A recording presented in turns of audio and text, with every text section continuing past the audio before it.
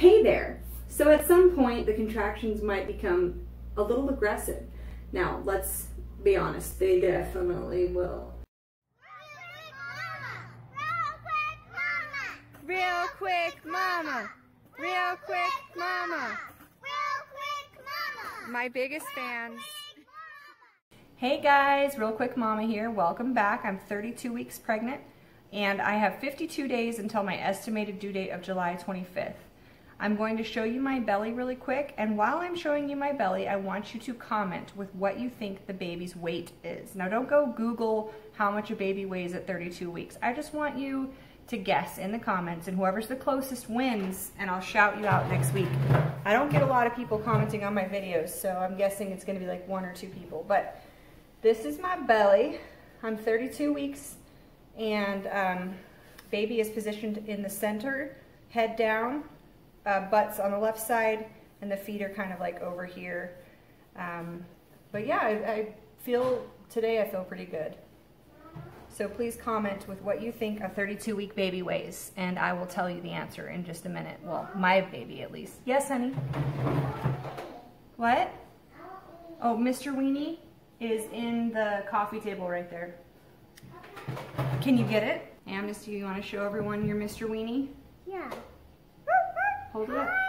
Hi everyone! My name is Mr. Weenie! You girls are supposed to be in quiet time. Amy came out to get her Mr. Weenie and then Noelle followed. Okay guys, go back to your quiet time. Okay, I'm back.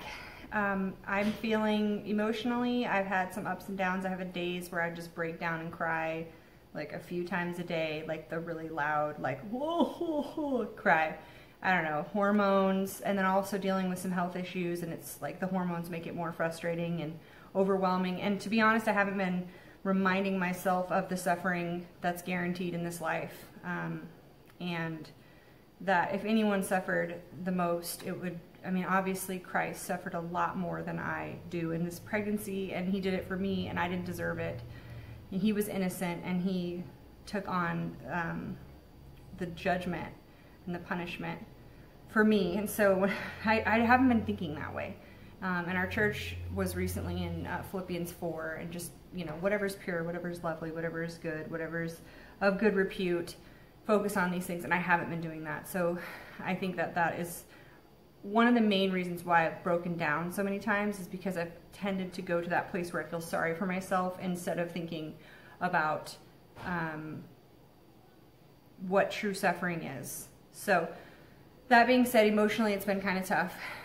Physically it's been difficult. I have some health issues going on right now, and I'm going to get into that in a minute, but I've had some aches and pains that are a little bit unusual, as well as like the normal aches and pains. I've been sleeping great at night, just kind of flipping from side to side when like one hip is done carrying the weight of my baby. Which, by the way, if you commented and you said 4 pounds and 9 ounces, you win. If you're close, the closest person, I'll shout you out next video. I hope you commented. And spiritually, you know, just needing to get in the Word more, especially in the morning before the girls wake up. Like meal prep is not nearly as important right now as just getting that last, you know, extra time in the Word after Dusty and I read together, and just praying that God would give me the strength to be patient, fruit-filled mother of that day. Quick hack: if you struggle with indigestion, check this out. Black chia seeds, brought to you by Simple Truth. I'm gonna tell you what, if you get indigestion, I don't care if you're pregnant or not, put a little bit of this in your hands, like just enough to like maybe fill like a small circle, like maybe a tablespoon or half a tablespoon. Take it with your hand, drink it with a glass of water, or even just like a couple sips of water, and I'm telling you, within 3 minutes, my indigestion is gone. It just absorbs it. Thank you, Julie, for that hack. It's been awesome. It's been helpful. Oh my goodness, I had to pause it just to turn this fan on. It is hot, hot, hot. Man, it is hot. Okay, so I'm gonna play you a quick recording of what happened when I went to my OB a couple of weeks ago. It made me decide that I no longer wanted to go to that practice or any practice and just continue to see the midwife at home. I think I've been kind of playing like in between, wanting to go to the midwife because I want, you know, having the midwife come to me because I want to have a natural pregnancy and have a home birth, but going to the OB because I have insurance and it covers all the blood work and things that are nice to have. So here's a recording from my last visit at my OB where they actually scheduled an ultrasound, or scheduled a C-section for me. I'm like, what is happening? Now, I know they were just trying to play it safe and have something on the books in case I made it to 41 weeks, but hearing her description of how dangerous it was to go to 41 weeks and beyond was just frustrating, to say the least. Check this out. In general, all the doctors and mom doc, I can pretty much say that 41 weeks is our cutoff. Just because after 41 weeks your baby gets too big, less chances of you having a vaginal delivery. Baby will have a bowel movement inside of you, less chances of the baby tolerating labor. So we can plan for, let's see, July,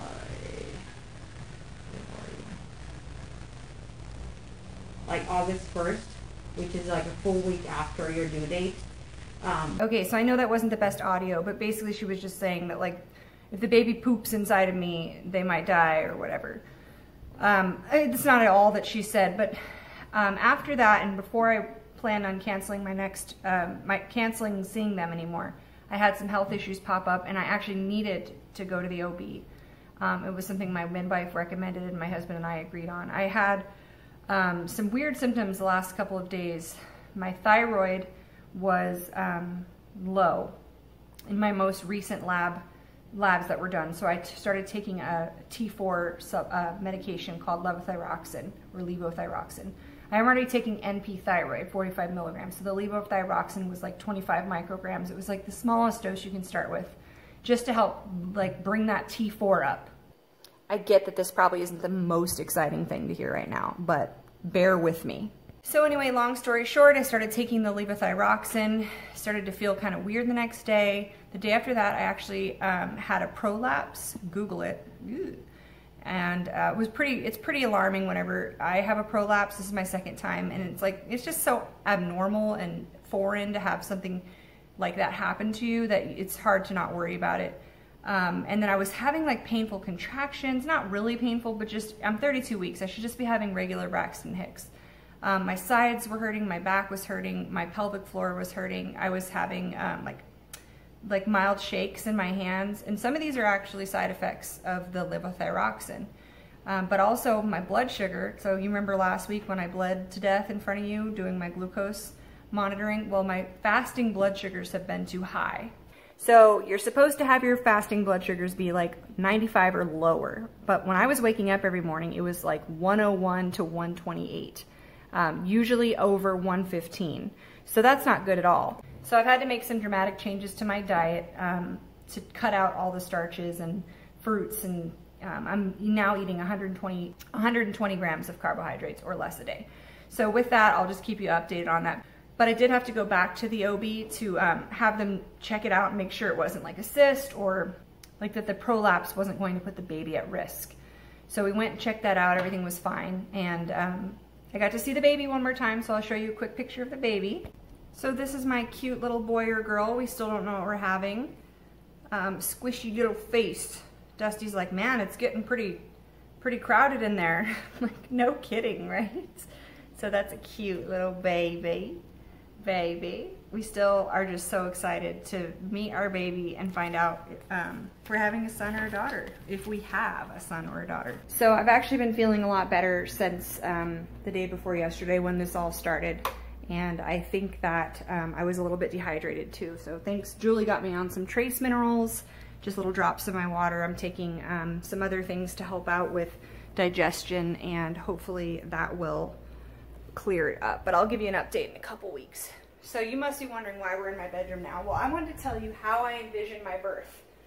So for some reason I envision going into labor at night while my husband's sleeping.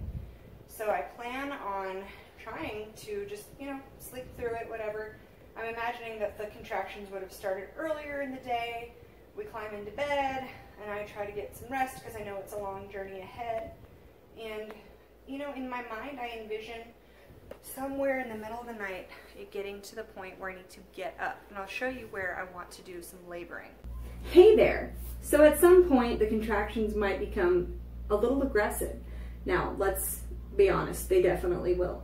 And I hope to come in and just do some laboring by myself, sneaking out of my bedroom, coming in here while my husband's asleep, and just having peace and quiet and time with God and getting through some of the more intense contractions way before transition happens.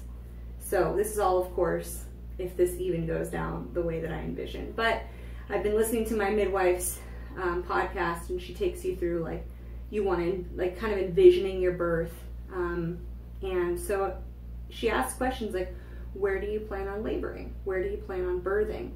So this is where I think I'll labor, but I don't know. We'll see. At some point, maybe hours later, maybe I'll get out of the bath and be like, this is way too hot.